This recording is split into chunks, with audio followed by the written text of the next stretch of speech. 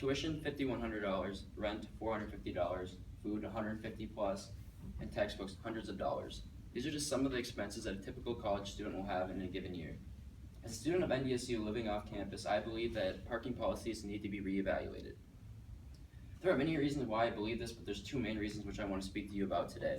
The first being that parking at the Wellness Center should be free, and second, that students are forced to walk to campus in the freezing North Dakota winters, which is dangerous. To begin, I'd like to talk about the point that I feel the most strongly about, which is parking at the Wellness Center should be free. Weight gain can be a huge problem for some students throughout college, and having to park or pay to park at the Wellness Center or having to walk to the Wellness Center to use it may deter some people who are kind of on the edge of whether or not they had the motivation to work out or not. So this is deterring some students from using the facilities. In an article published in 2012 by Amy O'Connor on the Health Views and News website, the typical student, the average percentage of students who are overweight from 18% to 31% from the time they were freshmen to the time they graduated, with an average weight gain of 12 pounds. So students are gaining weight because they're not eating the same, they may not be exercising as much, and having to pay to park or walk there is deterring these students from using these facilities, leading and adding to this problem. The second reason why they shouldn't have to pay to park at the Wellness Center is indirectly we're already paying to use the Wellness Center through tuition costs, through activities fees and such. So essentially by paying to park at the Wellness Center, we're double paying to use this facility.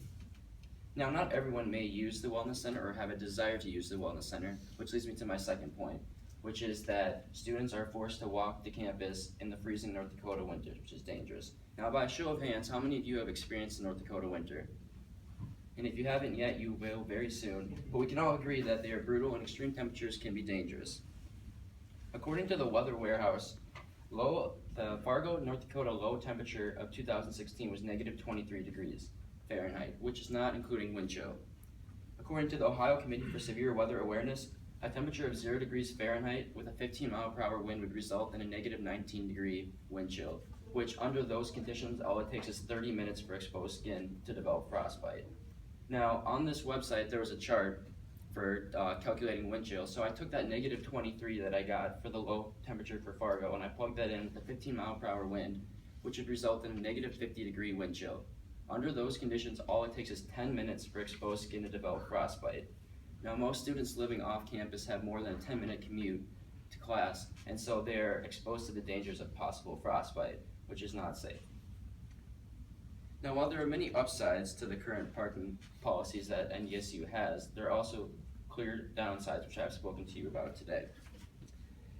I believe that parking policies at NDSU need to be reevaluated for a number of reasons.